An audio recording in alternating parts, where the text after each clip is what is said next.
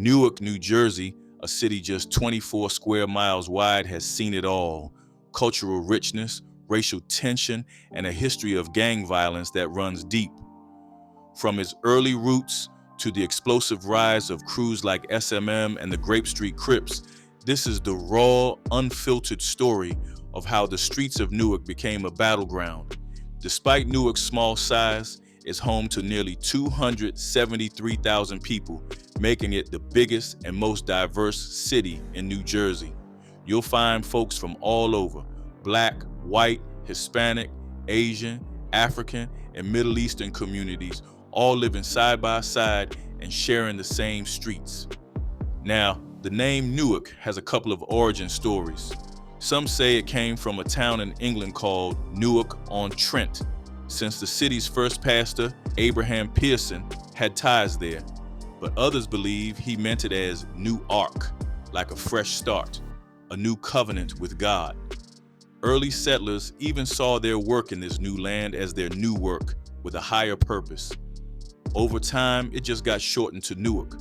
Funny enough, even years later, important figures like David A. Ogden and James McHenry were still calling it New Ark in their letters. Fast forward a bit, and the city started changing. When the industry started to die and the suburbs began booming, a huge wave of white, middle-class families packed up and left. Highways made commuting easier, mortgages were cheap, and college opportunities opened up after World War II, especially for white veterans. As they moved out, Black families, many coming up from the South, moved into neighborhoods like the Central Ward. But the welcome wasn't warm. Jobs were hard to come by, housing was often off limits, and discrimination was everywhere. By the late 60s, Newark had become one of the first major U.S. cities where Black residents made up the majority. Still, political power remained in the hands of white leaders. People had had enough. They were sick of being shut out of jobs, decent schools, and fair housing. Racial profiling and redlining weren't rare. They were part of everyday life. And when it came to the police, a lot of folks in the Black community felt like they were treated more like suspects than citizens. Younger Black leaders especially were growing more and more frustrated. Even though Black residents made up most of the city, it still felt like they were being pushed to the sidelines.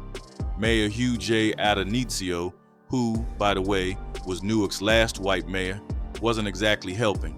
He kept power in the hands of a few and didn't open the door for African Americans to really lead or make decisions. With the economy crashing, jobs disappearing, and a city that was mostly Black still being run by white politicians, it was only a matter of time before things boiled over. On the night of July 12th, just before 10 p.m., two white Newark police officers, John DeSimone and Vito Pontrelli, pulled over a Black cab driver named John William Smith. He had driven around their double-parked police car, and that move alone was enough for them to stop him. The officers claimed Smith's license had been suspended and said he'd been in multiple accidents recently, but Smith was still out driving, trying to make ends meet. That stop didn't just end with a traffic ticket. The officers beat Smith and took him down to the 4th precinct. There, they charged him with assaulting them and using offensive language. Smith was a Southern man who used to play the trumpet before moving to Newark, hoping to hustle up some steady income. He landed a cab job and rented a room and a yellow cab for $16.50 a day in the Ironbound district. People living in the nearby Hayes homes saw what happened.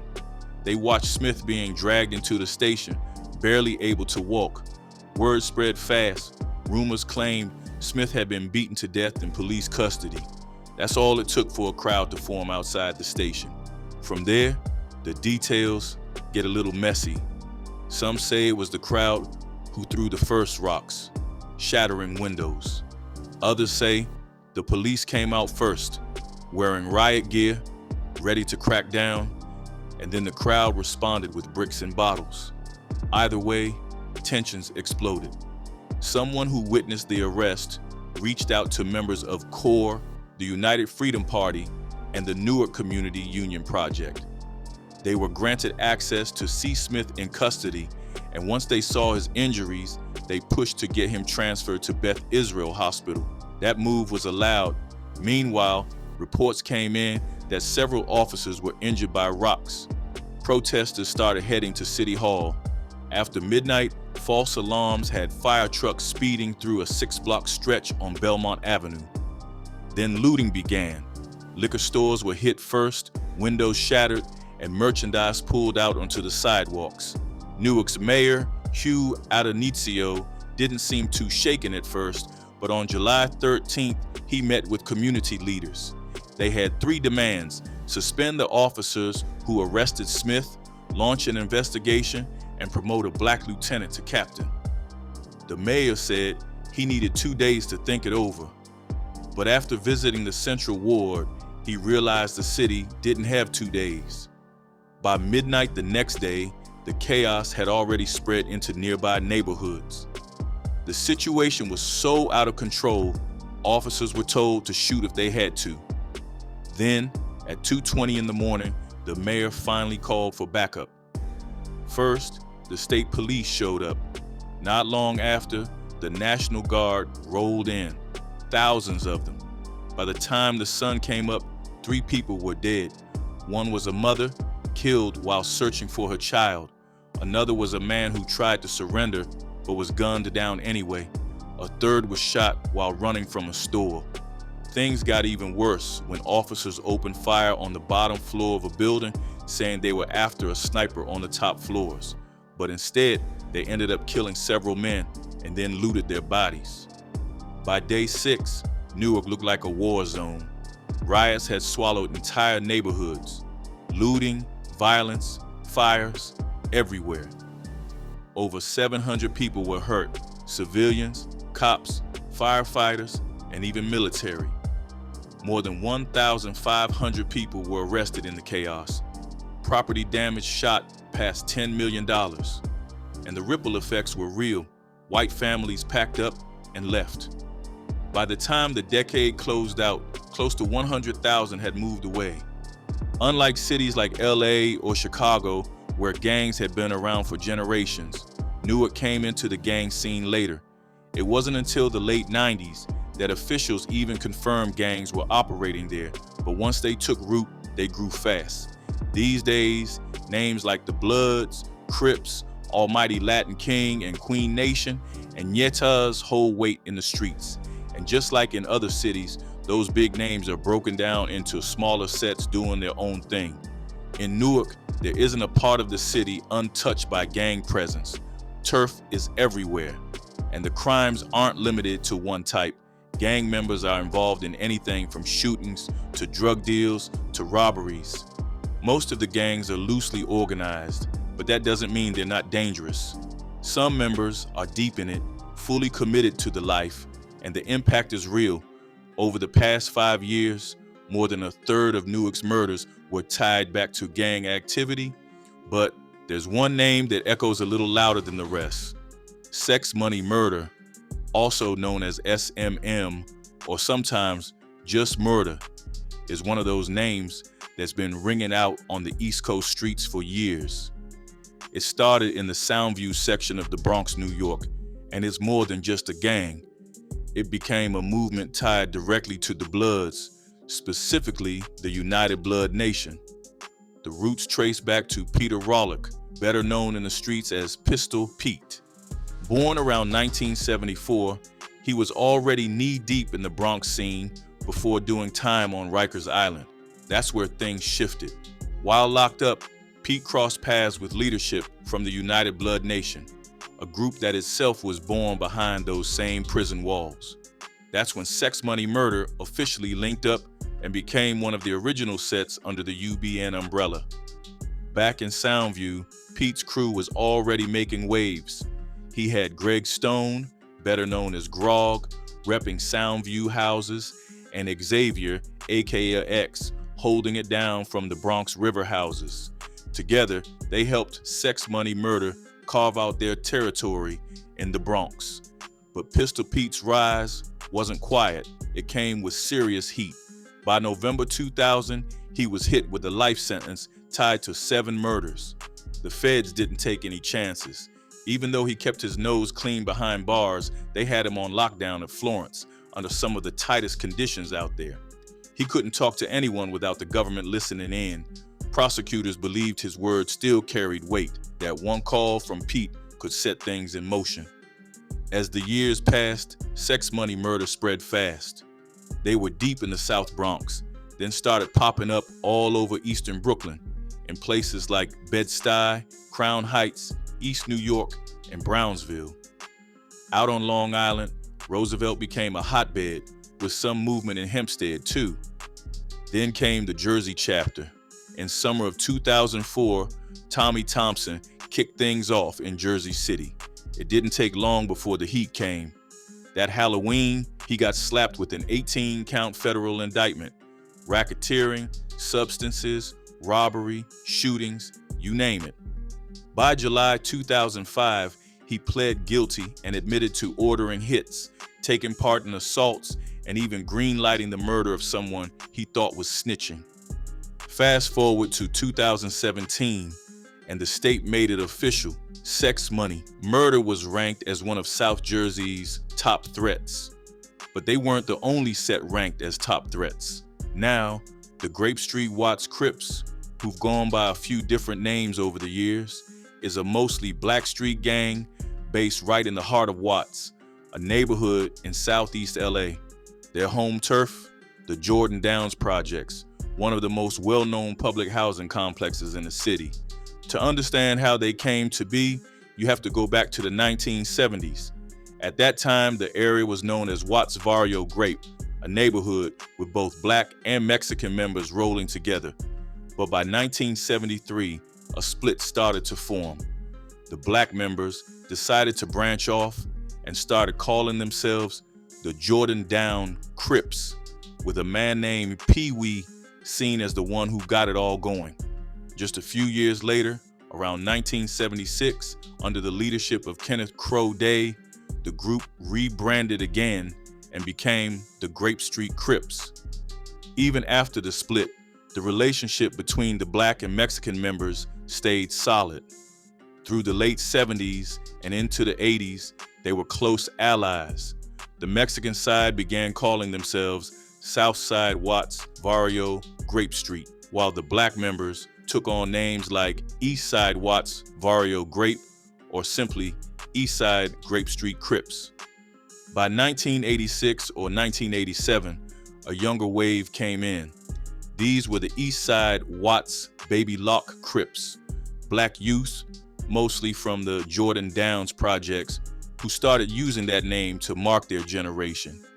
Most of them were from 103rd Street, but as other young black members came in from different areas like Anzacs and the 90 streets, not all of them embraced the Baby Lock title.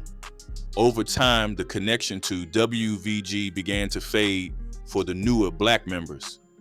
Still, the older heads, those who were around before '87, kept the WVG name alive, even wearing tattoos that told their history. Everything shifted in 1992.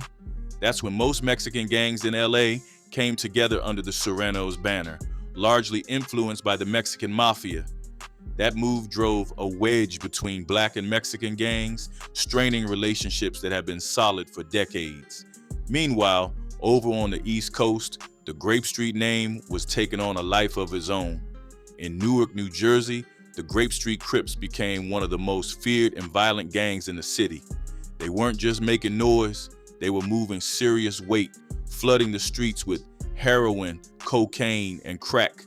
They ran their substance empire through fear, violence, and strict control. In neighborhoods like 6th Avenue and North 5th Street, and in housing projects like Pennington Court and Oscar Miles, they operated with military-like precision. To keep their territory secure, they relied on community guns, weapons stashed and shared between members so anyone could be armed in a moment's notice. The leadership didn't mess around.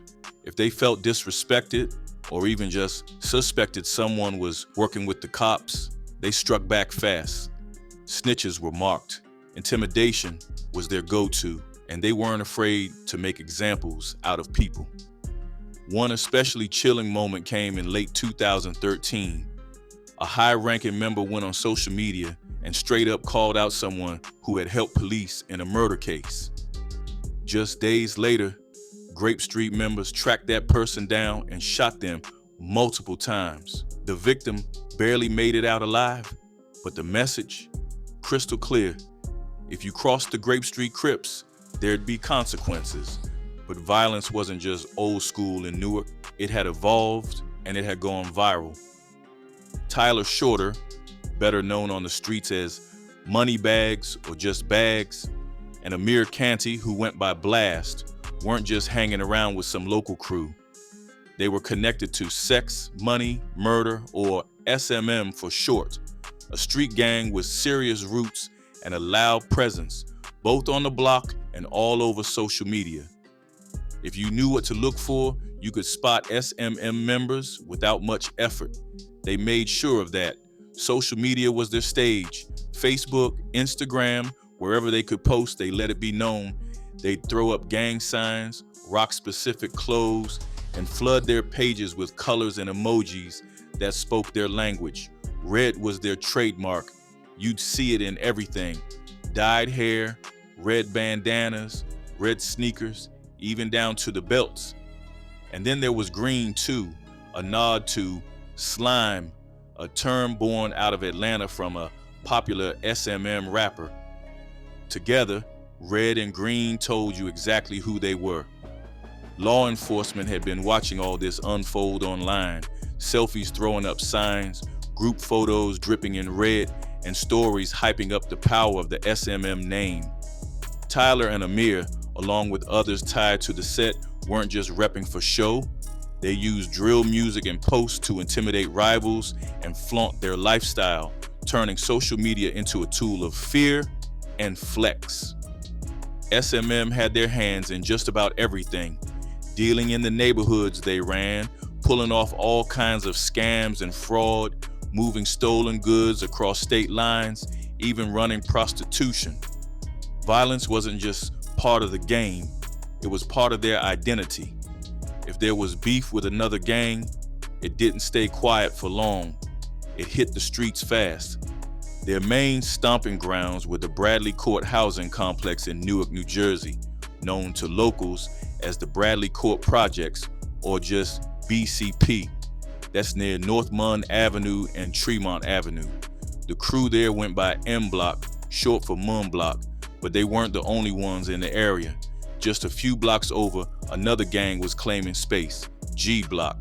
These guys had ties to the Grape Street Crips, also known as Grape, and they ran things around Goodwin Avenue. The tension between M Block and G Block had been heating up, turning local streets into battlegrounds as both sides fought for control. But what happens when online threats turn into real-life bloodshed? You see, Tyler Shorter and Nyshawn Anthony weren't just drill rappers from Newark, they were rivals, each tied to different neighborhoods and street crews.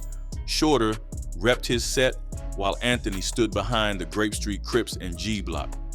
Tensions between them started to boil over around mid-October 2022. That's when Shorter dropped a video dissing both Grape Street and G Block, basically throwing gasoline on an already burning fire. A couple of weeks later, in early November, Anthony clapped back with his track filled with threats and insults aimed right at Shorter and his circle. Not even a week passed before Shorter responded again, this time with pointed lines clearly aimed at Anthony and G Block, saying he was ready for whatever came next. Then, on November 8th, 2022, everything changed. It was just after 2:30 in the afternoon in Newark when Nyshawn Anthony was shot in the head inside a deli on South Orange Avenue. Less than a day later, he was pronounced dead. Surveillance footage told a chilling story.